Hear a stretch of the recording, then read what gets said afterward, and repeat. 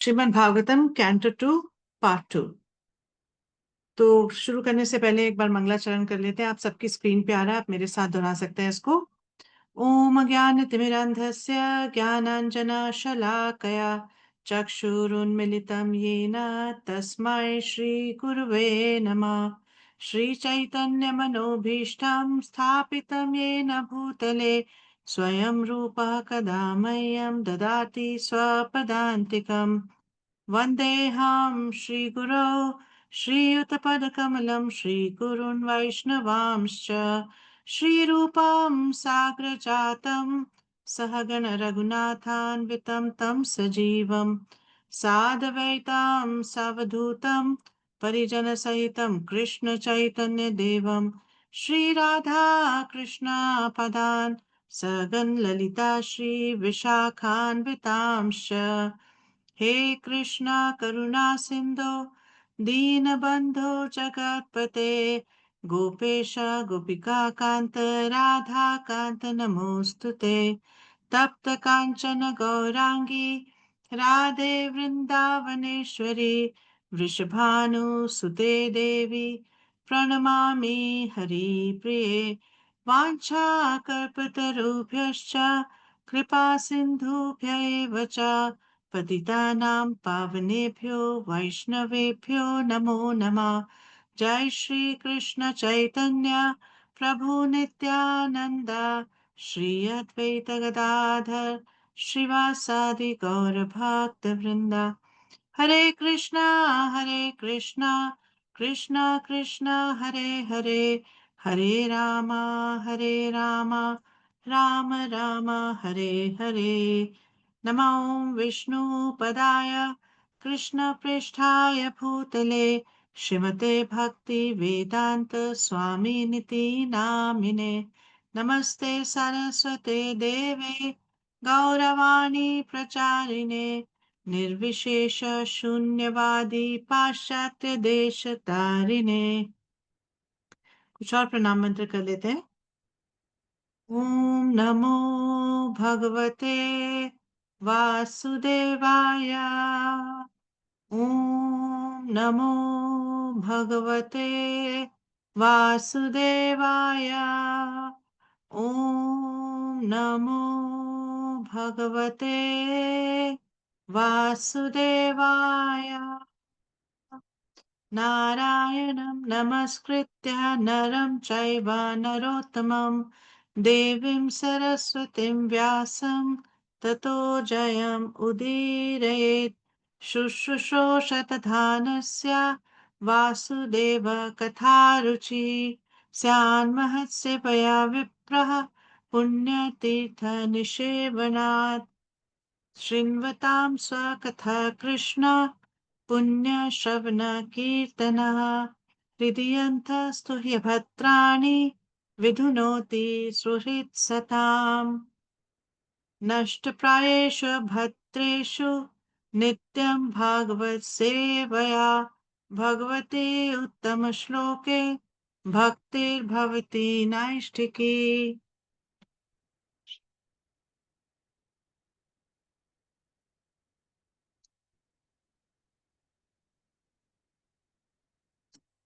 Okay, सो आप देख सकते हैं कैंटो 2 एट अ ग्लांस।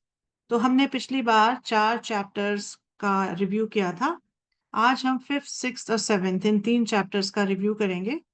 तो हमने देखा था कि चौथे चैप्टर के एंड में सुखदेव गोस्वामी परीक्षित महाराज के प्रश्नों के बारे में कहते हैं कि ये प्रश्न ब्रह्मा जी से नारद मुनि ने भी किए थे।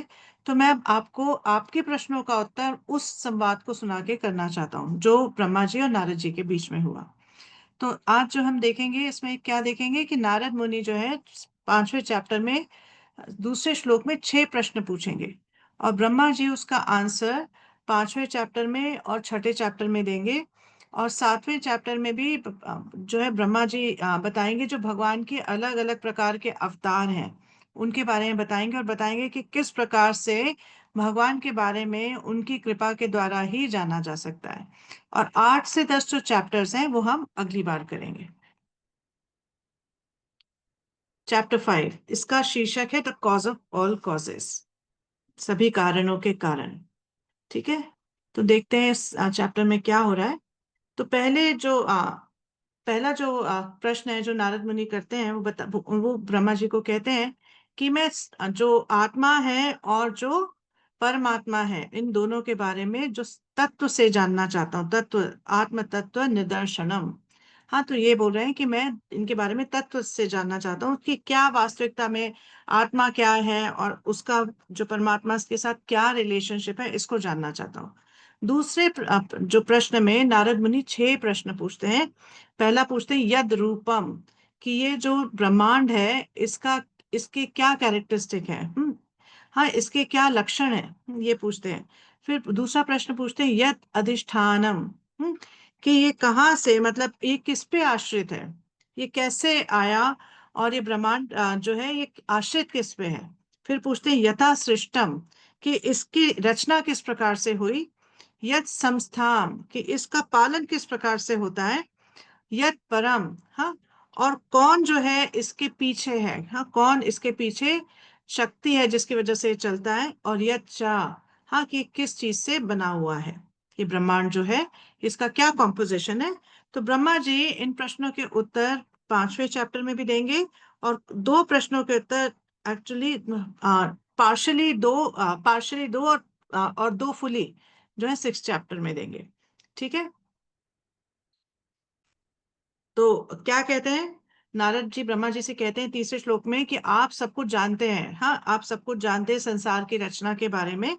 आप जो है क्या है, स्वराट है, हाँ, और परम भगवान है। और आप अपनी शक्ति के द्वारा इस पूरे ब्रह्मांड को चलाते हैं, इसका पूरा जो इसकी इसकी रचना करते हैं। और मुझे आपके अलावा कोई और दिखाई नहीं देता, मुझे लगता है आप ही सर्वज्ञ हैं। फिर कहते हैं लेकिन जब मैं आपको तपस्या करते हुए देखता हूँ, आप इतनी कड़ी तपस्या कर रहे हैं, तो इससे मुझे लगता है कि जरूर आपसे भी कोई शक्तिशाली है ना, जिस वजह से आप इतनी तपस्या कर रहे हैं उनको प्रसन्न करने के लिए। तो क्या ऐसा वास्तविकता में है कि आपसे भी कोई ज्यादा शक्तिशाली है। तो नारद जी प्रश्न पूछ रहे हैं क्योंकि नारद जी को क्या लग रहा है कि ब्रह्मा जी ही जो है सर्वे सर्वा है, हाँ, ब्रह्मा जी ही सब कुछ है। तो नारद जी ये डाउट क्लियर करना चाहते हैं कि क्या आप ही सब हैं या आपके ऊपर भी कोई है। तो आप देखते हैं कि ब्रह्मा जी ने नारद जी के इन प्रश्नों को सुना, और ब्रह्मा जी जो है क्या कहते हैं, ब्रह्मा जी कहना शुरू होते हैं कि तुमने इस तरह के प्रश्न पूछे हैं मुझसे नारद, जिसकी वजह से मैं भगवान के ऊपर अपना ध्यान लगा सकता हूँ। हाँ, तो एक इन अ वे ब्रह्मा जी बहुत खुश हैं कि नारद जी ऐसे प्रश्न पूछ रहे हैं जिसकी वजह से ब्रह्मा जी जो है भगवान का चिंतन कर सकते हैं। और क्या कहते हैं कि कोई व्यक्ति जिसको कि जो अंधकार में है, जिस पे तमस का प्रभाव है, वही उसी को ऐसा लगेगा कि मैं जो है मैं ही सर्वे सर्वा हूँ। उसको ये नहीं पता कि वास्तविकता में परम भगवान कौन है। तो इसीलिए जब वो मेरे कार्यकलापों को देखता है तो उसको ऐसा लगता है कि शायद मैं ही परम भगवान हूँ। तो फिर 11वें में कहते हैं कि मैं अलग से कुछ नहीं कर रहा, सारा जो भगवान ने, परम भगवान ने जो जो सारी फैसिलिटी दी है, मैं उसी को क्या कर रहा हूँ, उसी से आगे क्रिएशन कर रहा हूँ, उसी से आगे रचना कर रहा हूँ। हाँ, मैं, मेरी वजह से कुछ नहीं हो रहा है। सारा कुछ जो भी उसके लिए जो भी चीजों की जरूरत है रचना करने के लिए, वो सब भगवान ने दी है, मैं उसको आगे, उसके आगे क्रिएशन कर रहा हूँ। और क्या कह रहे हैं कि भगवान की माया शक्ति से आच्छादित होने की वजह से लोग मुझे क्या समझ रहे हैं, लोग समझते हैं कि मैं ही परम भगवान हूँ। और क्या कहते हैं कि जो व्यक्ति, जिसको भगवान के बारे में वास्तविकता में कुछ नहीं पता, जो कि पूरी तरह से देहात्म बुद्धि से ग्रस्त है, और जिसको मेरा या मैं या मेरे से के अलावा कुछ नहीं पता, अहम ममेती के अलावा कुछ नहीं पता, वो व्यक्ति इस तरह की बातें कर सकता है कि मैं ही सर्वे सर्वा हूँ, लेकिन मैं वास्तविकता में जो भगवान ने किया है उसका ही आगे, उसको कंटिन्यू कर रहा हूं, मैंने कुछ नया नहीं शुरू किया। ठीक है। तो ये ब्रह्मा जी बोलते हैं, और उसके बाद ब्रह्मा जी जो है जो 3 प्रश्न है, क्वेश्चन 1, 2 और 5, इनके आंसर देते हैं। पहला क्वेश्चन था कि जो ये प्रकट जगत है इसके क्या लक्षण है। दूसरा प्रश्न था कि इसका आश्रय क्या है, और पांचवा था कि ये किस पे, मतलब कौन है इसके पीछे, किस पे, हाँ, कौन है इसका कारण, इस ये जानना चाहते थे। तो ब्रह्मा जी इसका आंसर दे रहे हैं। 14वें में क्या कहते हैं, ब्रह्मा जी कहते हैं यद रूपम। यद रूपम, क्योंकि यद रूपम जो है वो पहला प्रश्न था नारद मुनि का। तो क्या कह रहे हैं कि जो भी पांच जो पंचभूत हैं वो वासुदेव से अलग नहीं है, उनसे भिन्न नहीं है। वासुदेव के द्वारा ही ये पांच जो तत्व हैं ये मुझे प्राप्त होते हैं, जिसकी वजह से मैं आगे सृष्टि की रचना कर सकता हूँ। तो ये पांच क्या है? द्रव्य, जीव, स्वभाव, कर्म और काल। द्रव्य मीन्स मैटर। जीव हमें पता है कि आत्मा को कहते हैं। स्वभाव मतलब नेचर, हाँ नेचर जो है स्वभाव। कर्म और काल। तो ये पांचों चीजें मुझे भगवान वासुदेव के द्वारा प्राप्त होती हैं और उससे मैं आगे रचना करता हूँ। फिर 15वें और 16वें में क्या कहते हैं? एक बहुत अच्छा ये श्लोक है जिसमें ब्रह्मा जी कहते हैं कि नारायण परस वेदा देव नारायण अंगना गजा, नारायण परा लोका नारायण परा मखा। तो बता रहे कि नारायण ही सब कुछ है। नारायण क्या है? परम वेदा, परा वेदा मतलब कि कंप्लीट नॉलेज, पूरा जो ज्ञान है उसके स्रोत नारायण है। हाँ, जितने भी देवी देवता हैं उनके स्रोत नारायण है। जितने भी लोग हैं उनके भी स्रोत और आश्रय दोनों ही नारायण है। और जितनी भी तपस्या है, जितनी भी सैक्रिफाइसेस हैं, वो भी नारायण से आती हैं और उनको ही प्रसन्न करने के लिए है वो। हाँ, जितने भी सैक्रिफाइस या यज्ञ हैं वो नारायण की प्रसन्नता के लिए हैं, नारायण की संतुष्टि के लिए हैं। फिर बता रहे हैं कि योग मतलब कि जो जो मन को स्थिर करने की बात है, जब तो वो मन को स्थिर भी किस पे करने की जरूरत है? नारायण पे करने की जरूरत है। जो भी तप कोई व्यक्ति करता है, हाँ वो भी नारायण के लिए करता है। और ज्ञान जो है उसको, हाँ जो भी ज्ञान उसको प्राप्त होता है वो भी नारायण से ही प्राप्त होता है। और उस ज्ञान से नारायण को ही जानना है। और जो भी प्रोग्रेसिव पाथ है मतलब गति है कि एक व्यक्ति कहाँ जाएगा, उसके उसके जो आशय है वो भी नारायण है। तो ये जो है तीन जो प्रश्न थे नारद मुनि के, फर्स्ट को उन्होंने 14 में आंसर किया। और जो सेकंड प्रश्न था यत अधिष्ठानम, उसको उन्होंने 15वें में और 16वें में आंसर दिया। और यत परम, ये भी जो है उन्होंने 15वें और 16वें में इसका तीन प्रश्नों का उत्तर दिया। ठीक है। अब अब जो है ब्रह्मा जी बता रहे हैं कि मैं जो है ऐसे, अगर तुम्हें ऐसा लगता है कि ये सारी रचना मैं अपने आप से कर सकता हूँ, तो ऐसा बिल्कुल भी नहीं है। इनफैक्ट वो मुझे भी क्रिएट करने वाले हैं। हाँ, मेरा जन्म भी उन्हीं से हुआ है। और जो वो ऑलरेडी दे चुके हैं, जो जो सारे तत्व दे चुके हैं, काल दे चुके हैं, कर्म का दे चुके हैं, इन सबको यूज करके मैं आगे क्रिएशन करता हूँ। और उसको करने के लिए जिस इंस्पिरेशन की जरूरत है वो भी मुझे नारायण से आती है। फिर क्या बताते हैं कि भगवान जो है ताकि इस भौतिक जगत की रचना हो सके, तो क्या करते हैं? तीन गुण जो है उनको अपनी माया शक्ति के द्वारा कंट्रोल करते हैं, उनको अपने वश में रखते हैं, तीनों गुणों को माया शक्ति के द्वारा। ये जो माया शक्ति है भगवान की, ये इन तीनों गुणों से बनी हुई है।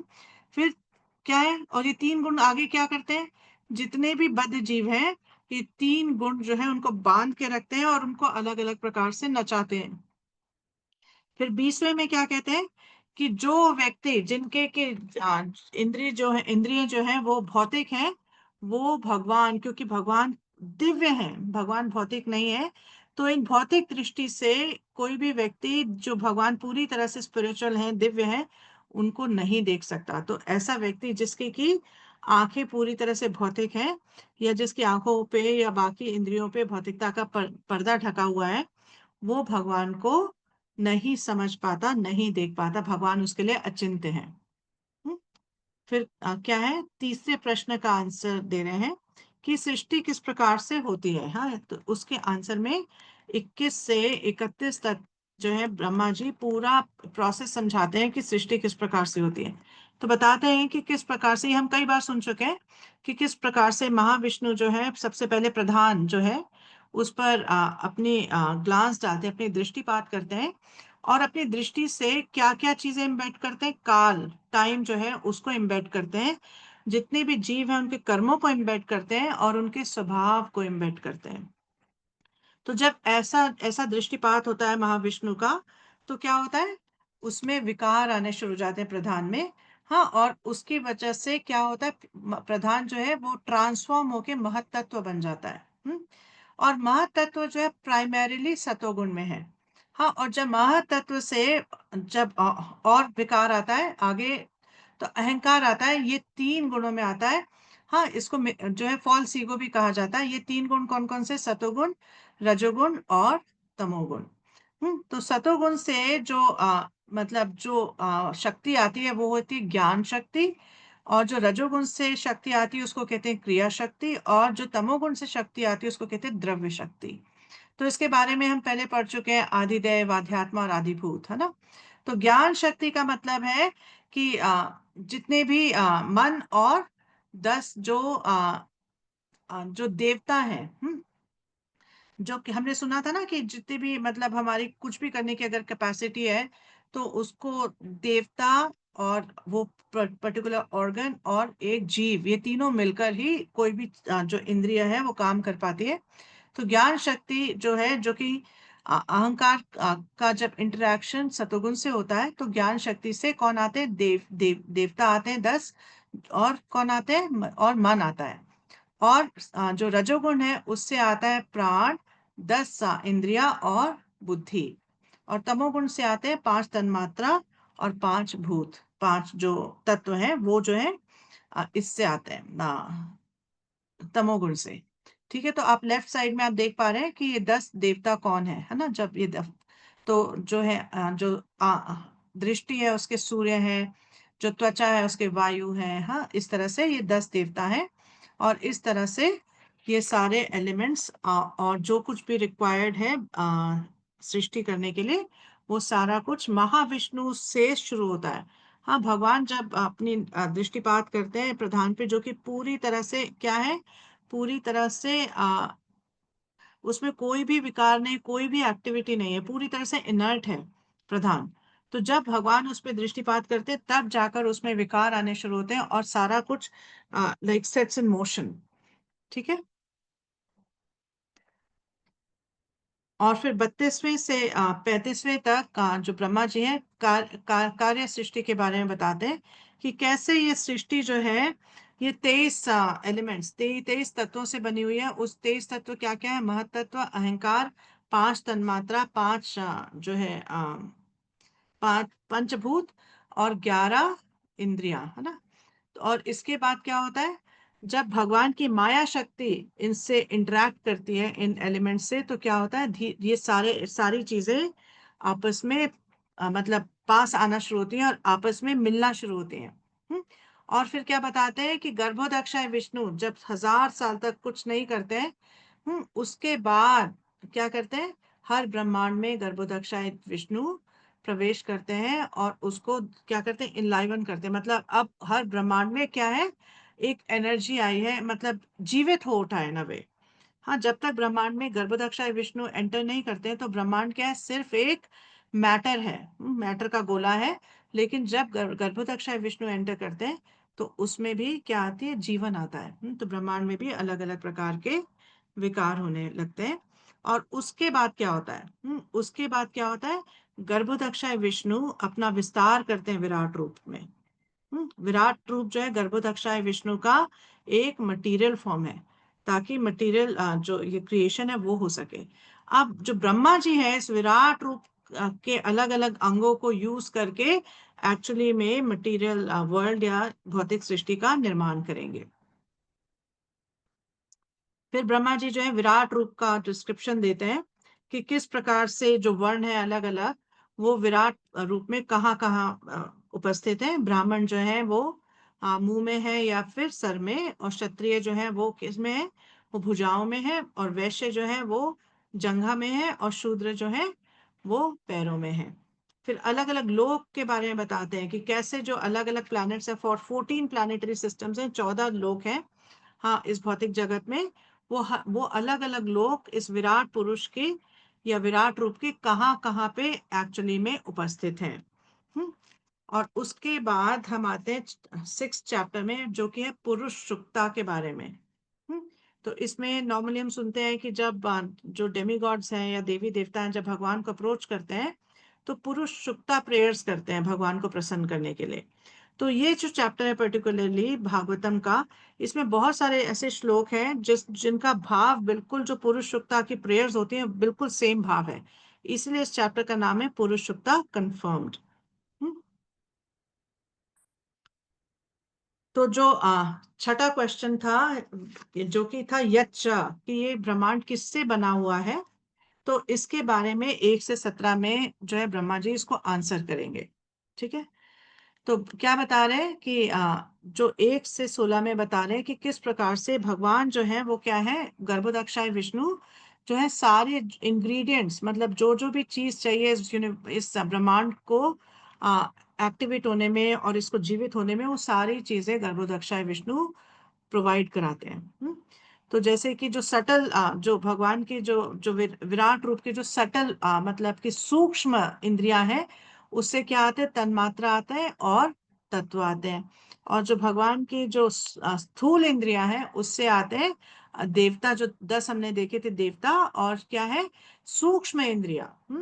सूक्ष्म इंद्रिया और जीव के भी और विराट रूप के भी ये आते हैं इससे।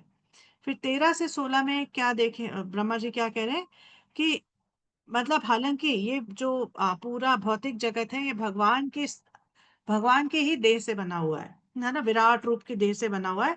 लेकिन भगवान इससे परे हैं पूरी तरह से, भगवान का इस भौतिक जगत से डायरेक्टली कुछ लेना देना नहीं है। ठीक है। और बताते हैं कि दोनों मटेरियल कॉज भी भगवान है और इफेक्टिव कॉज भी भगवान है। मटेरियल कॉज कैसे है, विराट रूप की तरह है, और इफेक्टिव कॉज कैसे है, एक परमात्मा स्वरूप में भगवान जो है हर जगह प्रवेश करके उसको जीवन प्रदान करते हैं।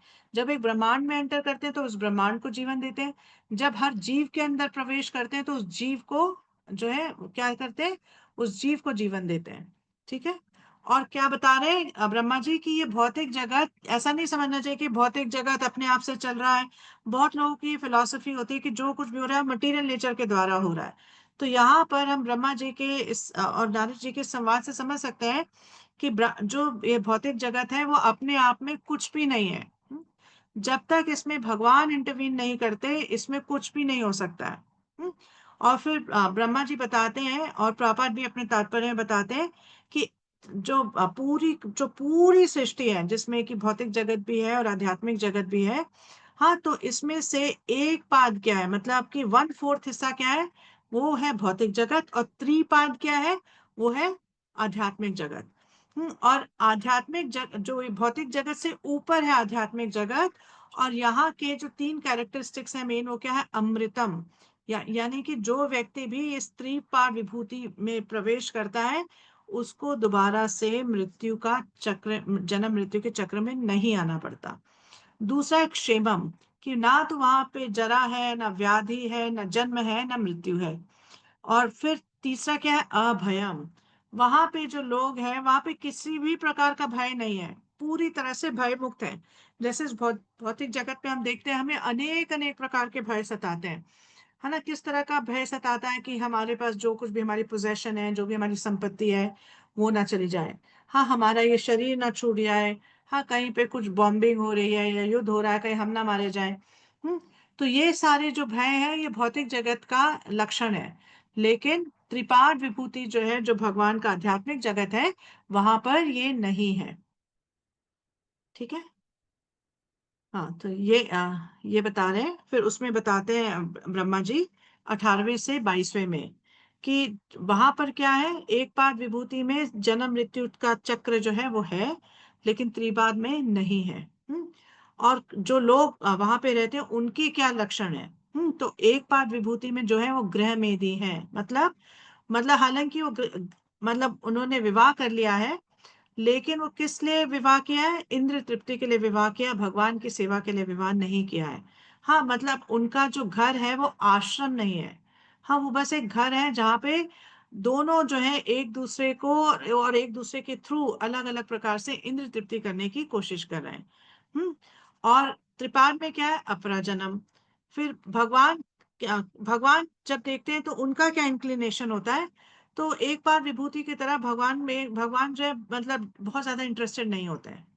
लेकिन जब त्रिपाद विभूति में जो जो लोग हैं, भगवान उनके प्रति बहुत ज्यादा मतलब उनका झुकाव बहुत ज्यादा उनके प्रति होता है।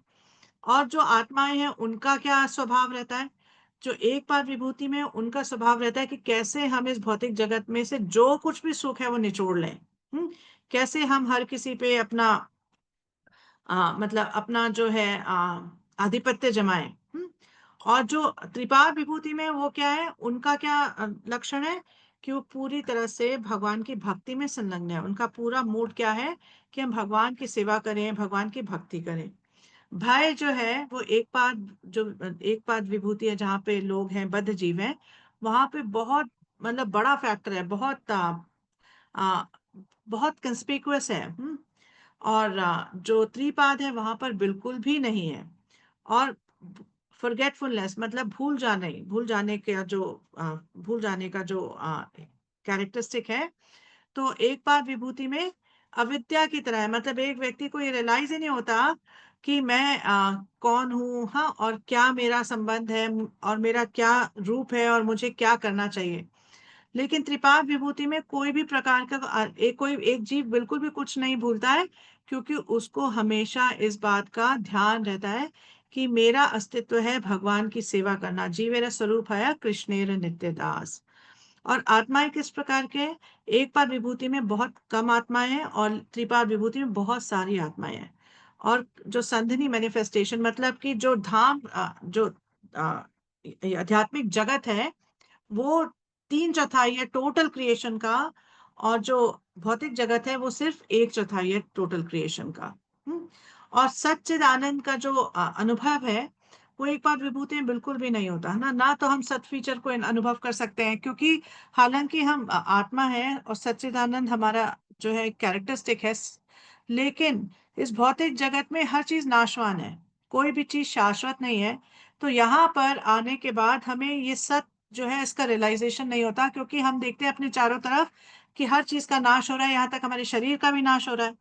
और चित्त भी, मतलब चित्त यानी कि नॉलेज। तो हमें ये इस बात का ध्यान ही नहीं है, हमें इस बात की चेतना ही नहीं है कि हम भगवान की सेवा के लिए हैं। और आनंद, मतलब आनंद का अनुभव तभी हो सकता है जब हमारा संबंध भगवान के साथ बहुत दृढ़ हो, और हम पूरी तरह से भगवान की सेवा में लगे हों। तो वो उसका एक्सपीरियंस भी नहीं होता यहाँ भौतिक जगत में। लेकिन त्रिपाद विभूति में ये तीनों फैक्टर्स जो हैं, इनका बहुत भरपूर एक्सपीरियंस है। ठीक है। अब 23वें से 30वें तक क्या कर रहे हैं, भगवान जो है नारद मुनि के दूसरे और पांचवें जो प्रश्न है उनका उत्तर दे रहे हैं। तो दूसरे में नारद मुनि पूछते हैं कि इस भौतिक जगत का आश्रय क्या है, और पांचवें में पूछते हैं कि किस पे मतलब कौन है इसका कारण। तो आप जो ब्रह्मा जी ये बताते हैं 23 से 28 में बताते हैं कि मैंने जितने भी जो भी यज्ञ करने के लिए, मतलब कि ये जो मेरी तपस्या है उसको करने के लिए जो भी मुझे चाहिए था, वो मैंने विराट रूप के जो मतलब अंग हैं उनसे लिया। फिर बताते हैं 29 से 30 में कि उसके बाद प्रजापति आए, मेरे द्वारा प्रजापतियों की रचना, मतलब प्रजापति आए, और मनु आए, और अलग अलग प्रकार के जो है संत आए। और इन लोगों ने भी क्या किया, जब ये प्रकट हुए उसके बाद इन्होंने भगवान की जो है पूजा की, भगवान की आराधना की। फिर 31 में बताते हैं यद अधिष्ठानम। तो क्या बता रहे हैं कि जितने भी ये ब्रह्मांड है, इनको संचालित करने वाली भगवान की बहिरंगा, यानी कि भौतिक जो है शक्ति है। ये भगवान की बहिरंगा शक्तियों के द्वारा संचालित होते हैं। और फिर क्या बताते हैं 32वें में कि भगवान की शक्ति की वजह से ही मेरे अंदर शक्ति है, और मैं कोई भी कार्य कर सकता हूँ, इस जगत का की जो रचना कर सकता हूँ। और शिव जी भी जो है, शिवा भी जो है, वो भी जब संहार करते हैं, हाँ, तो क्या करते हैं, भगवान की शक्ति से करते हैं।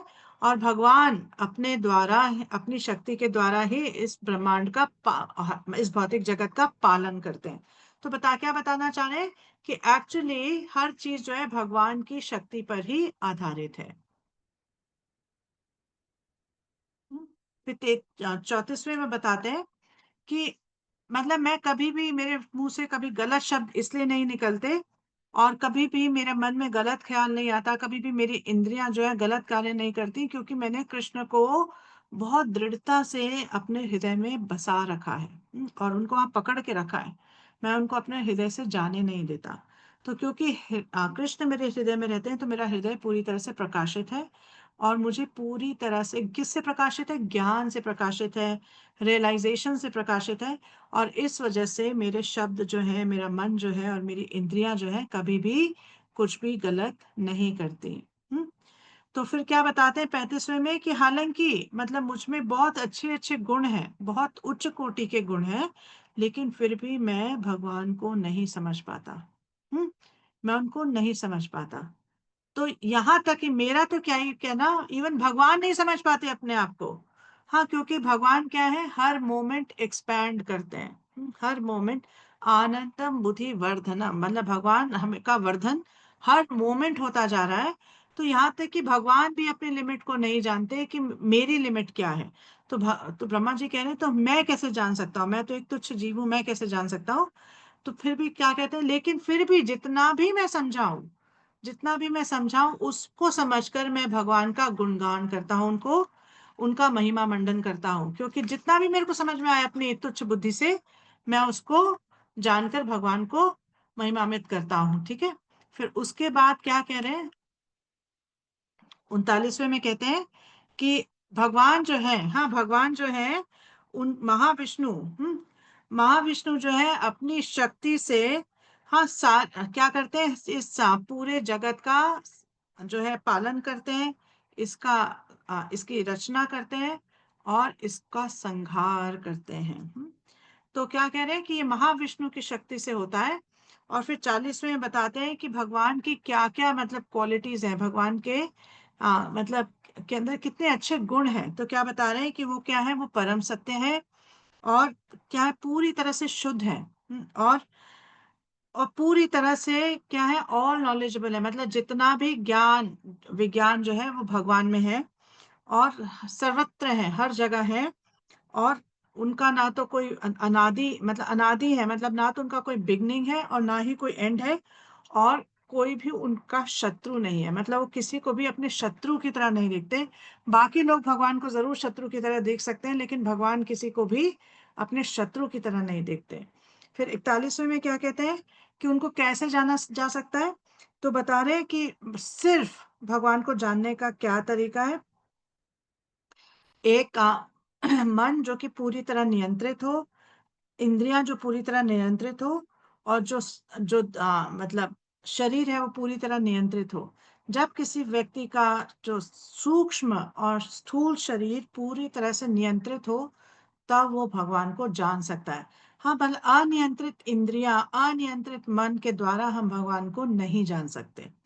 फिर उसके बाद बताते हैं 42वें में कि मतलब किस तरह से, क्या मतलब क्या क्या भगवान कंट्रोल करते हैं। तो भगवान जो है, जो काल है, हाँ, उस भगवान से काल आता है। ये जो ईथर या स्पेस है, मतलब कि क्षम खम जिसको कहते हैं, वो भी भगवान से आता है। हर चीज का कारण भी भगवान है, और उसका जो रिजल्ट है वो भी भगवान है। हाँ, ये मन भी भगवान से आता है, ये तत्व भी भगवान से आते हैं, ये जो अहंकार है ये भी भगवान से आता है। तो इस तरह से जो है मतलब इवन विराट रूप भी भगवान से ही आता है।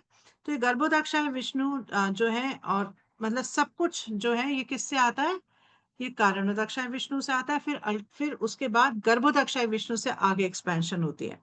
तो क्या बता रहे हैं उसके बाद, ब्रह्मा जी इस चैप्टर को कंक्लूड करते हैं कि जो ये भगवान है, ये हर जगह व्याप्त है, पूरी सर्वत्र है, हर जगह व्याप्त है। और कोई भी मतलब ये जहाँ जो कोई भी आप देख रहे हो भौतिक चीजें या इस भौतिक जगत में जो कुछ भी है, इसका भगवान के स्वरूप से कोई भी लेना देना नहीं है। हाँ, मतलब भगवान का जो स्वरूप है वो पूरी तरह से दिव्य है। और फिर क्या कह रहे हैं 46 श्लोक में, हाँ सॉरी, 46 श्लोक में कह रहे हैं कि भगवान के जो जितने भी कार्यकलाप हैं वो सुनने में अत्यंत मधुर है। तो इन इन कार्यकलापों को, भगवान के अलग अलग अवतारों के बारे में सुनना चाहिए, और इसको क्या करना चाहिए, इसको रिलिश करना चाहिए।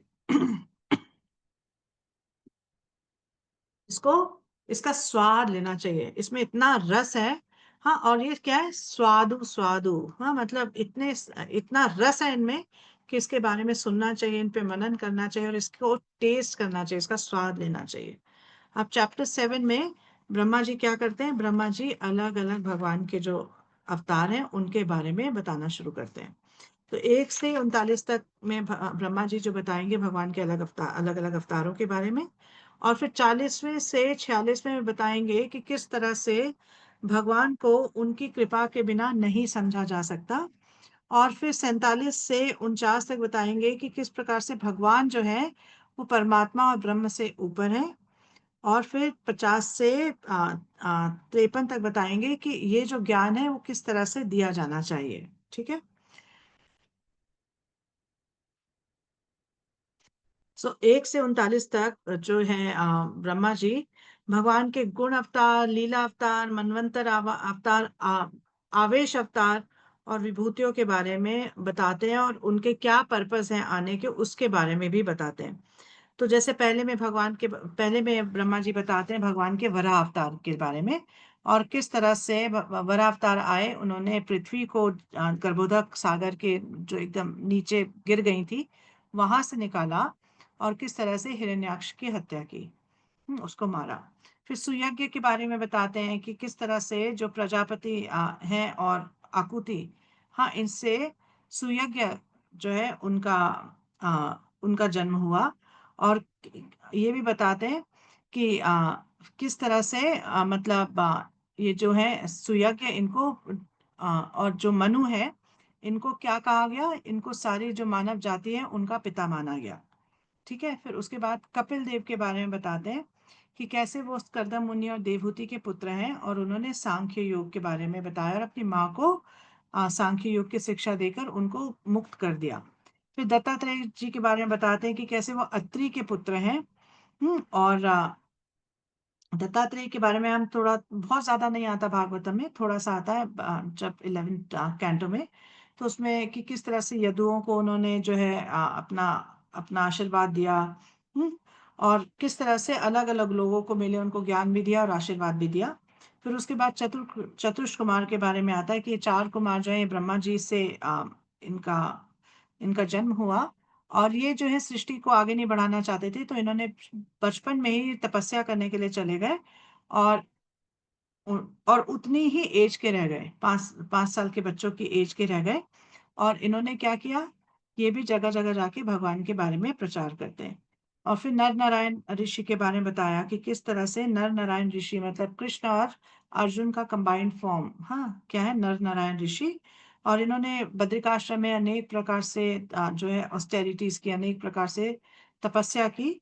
और मतलब जो कामदेव है वो भी इनके अलग अलग जो कामदेव जो है इनके जो वाव्स हैं उनको तोड़ नहीं पाए।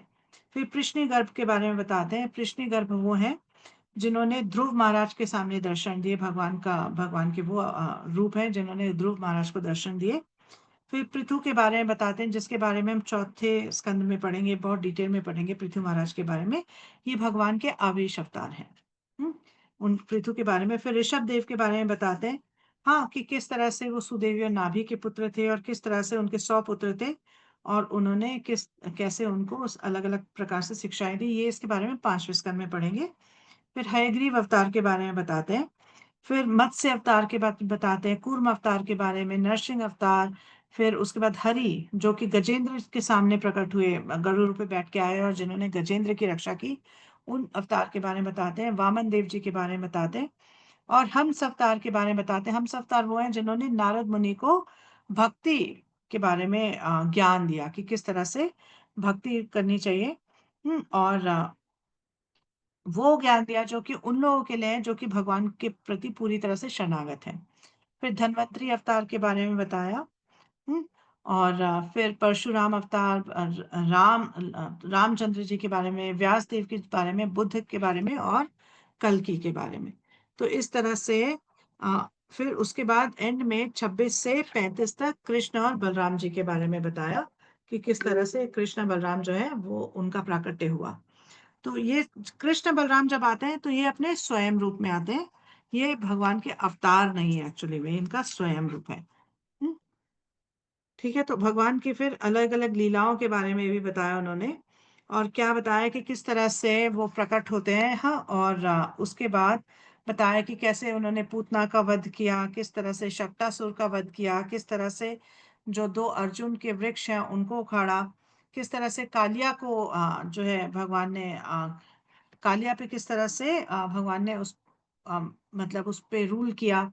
हाँ, और फिर बताया कि किस तरह से ब्रजवासियों के भगवान ने किससे बताया, दावानल से बचाया, मतलब कि फॉरेस्ट फायर से बचाया।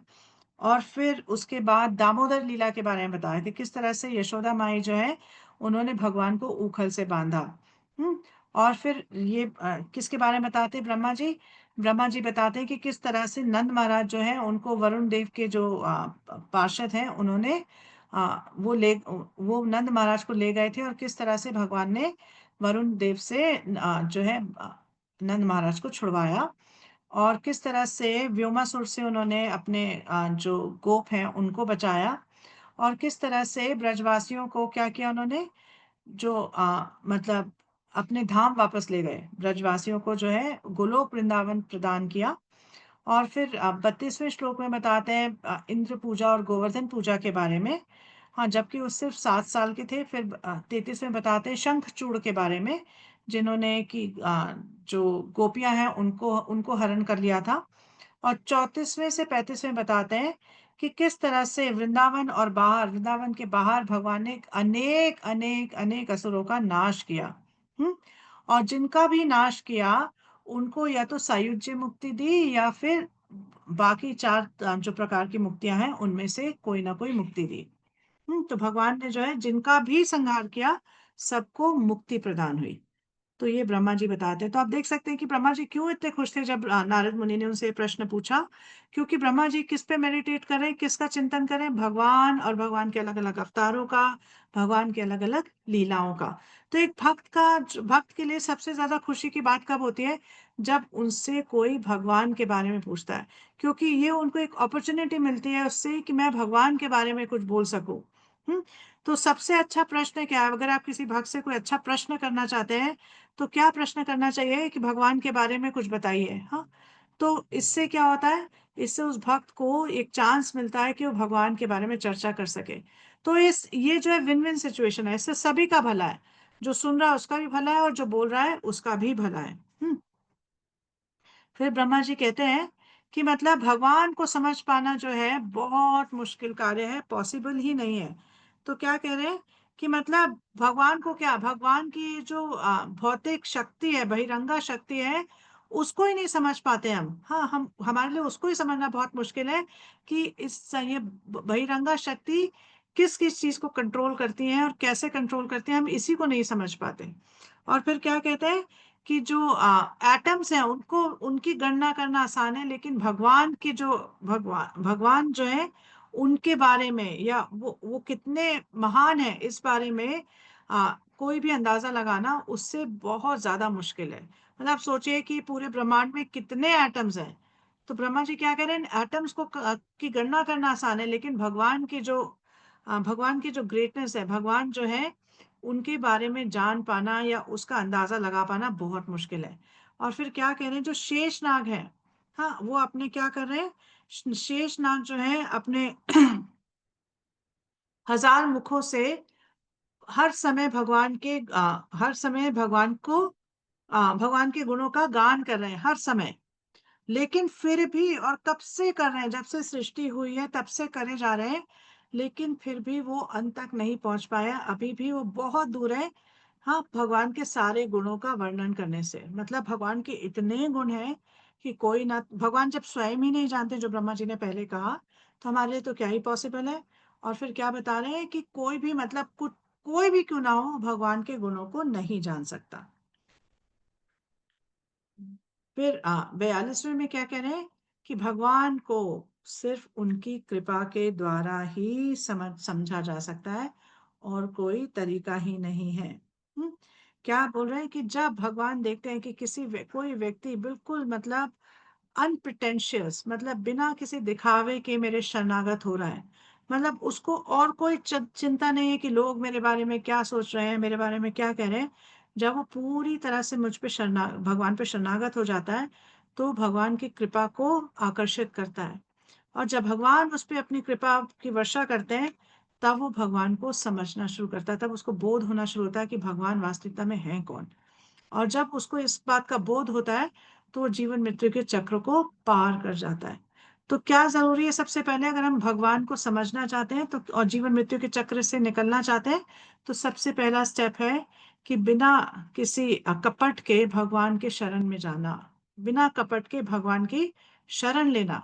हाँ, क्या जानते हुए, ये जानते हुए कि मेरे जीवन में और कोई भी चीज का कोई भी महत्व नहीं है, ये मेरे जीवन का सबसे बड़ा मतलब लक्ष्य है, और ये ही मेरे जीवन का पर्पस है, ये जानते हुए भगवान की शरण में जाना। और फिर एग्जाम्पल्स क्या देते हैं कि प्रहलाद महाराज ने ऐसा किया, स्वयंभुवा मनु ने ऐसा किया, उनकी उनके परिवार वालों ने ऐसा किया, प्राचीन बरही ऐसा किया, ध्रुव ध्रुव ने ऐसा किया। तो अनेक, हम भागवतम में अनेक अनेक अनेक ऐसे एग्जाम्पल्स आते हैं जिसमें कि जो भक्त हैं वो पूरी तरह से भगवान पर शरणागत हो जाते हैं।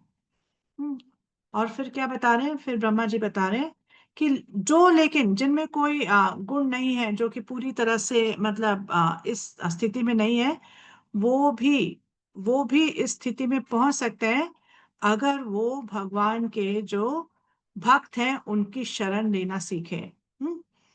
क्या होता है, बहुत बार हम भक्तों के संग में जाते हैं, लेकिन हमें समझ ही नहीं आता कि उनकी शरण किस प्रकार से ली जाती है। हमें लगता है कि हम उनके साथ थोड़ा सा समय बिता के आ गए तो हमें हमने उनकी शरण ले ली, है ना। तो ये बहुत एक इम्पोर्टेंट लेसन है सीखना। और ये बात ब्रह्मा जी कह रहे हैं कि हमें ये पता होना चाहिए कि भगवान की भक्तों की शरण कैसे ली जाती है। फिर 47 में बता रहे हैं, या 47 में बता रहे हैं कि किस प्रकार से जो भगवान का, जो भगवान के रूप में जानना, हाँ, परम सत्य को, वो हाईएस्ट, मतलब हाईएस्ट रियलाइजेशन है। हाँ, उनसे नीचे है परमात्मा और उनसे नीचे है ब्रह्म। हाँ, तो जब कोई व्यक्ति ब्रह्म को जानता है तो भगवान के बहुत लिमिटेड एस्पेक्ट को समझ पाता है, और जब वो परमात्मा स्वरूप में भगवान को जानता है तो थोड़े और एस्पेक्ट को समझ पाता है, लेकिन जब भगवान के रूप में जानता है तो भगवान के तीनों एस्पेक्ट्स को समझ पाता है। और फिर क्या बता रहे हैं कि जो ज्ञान है, और ज्ञान योग है या अष्टांग योग है, और जो भक्ति है, ज्ञान योग का पर्पस क्या है? ब्रह्म को रियलाइज करना। और अष्टांग योग की है परमात्मा को रियलाइज करना। और भक्ति योग का क्या लक्ष्य है? कि भगवान को जानना और भगवान की सेवा में लगना। तो बहुत जगह इसकी चर्चा आती है भागवतम में, और यहाँ पे भी ब्रह्मा जी कह रहे हैं कि ज्ञान योग में अगर कोई व्यक्ति परफेक्शन हासिल करना चाहता है, उसका जो लक्ष्य है उसको हासिल करना चाहता है, और अष्टांग योग के लक्ष्य को भी हासिल करना चाहता है, तो जब तक उसमें थोड़ा सा भक्ति का मेल नहीं होगा, तब तक कोई भी व्यक्ति जो ज्ञान योग की प्रैक्टिस कर रहा है या अष्टांग योग की प्रैक्टिस कर रहा है, अपने लक्ष्य को प्राप्त नहीं कर पाएगा। ठीक है। तो फिर क्या बता रहे हैं कि मतलब 41वें में 41वें और 42वें में बता रहे हैं कि आ, मतलब जो भगवान है, वो भागवतम जो है वो भगवान की विभूतियों से बनी हुई है। मतलब कि भागवतम जो है उसमें भगवान के बारे में सारा कुछ दिया हुआ है और बड़े कंडेंस्ड फॉर्म में दिया हुआ है। इसको आप, नारद को बोल रहे हैं, इंस्ट्रक्शन दे रहे हैं कि क्या करो आप, इसको जो है समझो और इसका प्रचार करो। हाँ, हर किसी व्यक्ति को इसका प्रचार करो। हाँ, तो इसीलिए आप देखेंगे नारद जी, हाँ, जो है मतलब बहुत स्पेशल सोल है। और नारद जी पूरे भागवतम में ऑलमोस्ट हर कैंटो में नारद जी के बारे में आप जानेंगे कि किस प्रकार से एक स्पिरिचुअल मतलब एक ट्रैवलिंग प्रीचर है नारद जी। जिससे भी मिलते हैं उसको भक्त बना देते हैं। चाहे वो ध्रुव हो, चाहे वो प्रहलाद महाराज हो, चाहे मृगारी हो, चाहे वाल्मीकि हो, चाहे प्राचीन बरही हो, मतलब नारद जी का जो इन्फ्लुएंस है वो हर जगह है। हम्म और ये उनको इंस्ट्रक्शन किसने दी? ब्रह्मा जी ने दी है कि आप भागवतम, जो चतुश्लोकी भागवतम मेरे को मिली है, मैं आपको बताऊंगा, क्योंकि 9वें चैप्टर में ब्रह्मा जी जो है चतुश्लोकी के बारे में नारद जी को बताएंगे। हाँ, और क्या कह रहे हैं कि ये भागवतम जो है बड़े कंडेंस्ड फॉर्म में है, और इसको आप एक्सपैंड करो, मतलब इसका विस्तार करो और इसका प्रचार करो। फिर उसके बाद क्या बता रहे हैं कि उसके बाद बता रहे हैं कि क्या होना चाहिए, किस तरह से एक व्यक्ति को इसका प्रचार करना चाहिए। तो क्या कह रहे हैं कि इस तरह से प्रचार करो कि जिसको भी आप भागवतम के बारे में या भागवतम के ज्ञान के बारे में बताओ, उसके हृदय में भक्ति क्या हो? उदय हो। भक्ति जो है वो भक्ति का जो दीपक है उसका वो प्रकाशमान हो, उसका उदय हो। तो बता रहे इस ये पर्पज से बताओ भागवतम को, और कोई पर्पज नहीं है भागवतम किसी को बताने का। भागवतम बताने का सिर्फ एक ही पर्पज है कि जो सुने उसके हृदय में भक्ति का प्रकाश बढ़े। हम्म और कुछ भी नहीं, हम अपनी पांडित्य दिखाने के लिए नहीं करते हैं भागवतम का प्रचार। या किसी को इम्प्रेस करने के लिए नहीं करते, सिर्फ इसीलिए करना चाहिए कि जो दूसरा व्यक्ति है जो श्रवण कर रहा है उसके अंदर भी भक्ति जो है वो बढ़े, भक्ति का उदय हो। ठीक है। और फिर क्या कह रहे हैं कि क्यों हमें, मतलब बहुत सारे लोग ये प्रश्न पूछते हैं कि क्यों हमें ये सब जानने की जरूरत है कि किस तरह से भौतिक जगत की रचना हुई, सीधे सीधे हमें भगवान के जो कृष्ण है उनके बारे में बताओ। हाँ, वो इतने अच्छे अच्छे लीलाएं उनको ही सुनना चाहते हैं, हम क्यों ये सब सुने। तो क्या बता रहे हैं ब्रह्मा जी कि भगवान की ये जो भौतिक सृष्टि के बारे में सुनना इसलिए जरूरी है ताकि हम समझ सकें कि भगवान की जो बहिरंगा शक्ति है वो किस प्रकार से कार्य करती है, और उसकी उसकी जकड़ से हम निकल पाए। इसलिए बहुत जरूरी है समझना कि क्यों ये भौतिक जगत बना। हाँ, और ये किस तरह से संचालित है, और कैसे अलग अलग गुणों के द्वारा संचालित है, और कैसे माया शक्ति हमें अलग अलग गुणों में बांध के रखती है। तो जब तक हम इस बात को समझेंगे नहीं, तब तक हम इस बंधन से निकलेंगे कैसे। हाँ, तो ब्रह्मा जी कह रहे हैं इसीलिए ये जरूरी है। ठीक है। तो यहाँ पर आज का हमारा जो ये चैप्टर है यहाँ पे मैं कंप्लीट कर रही हूँ आज का रिकैप।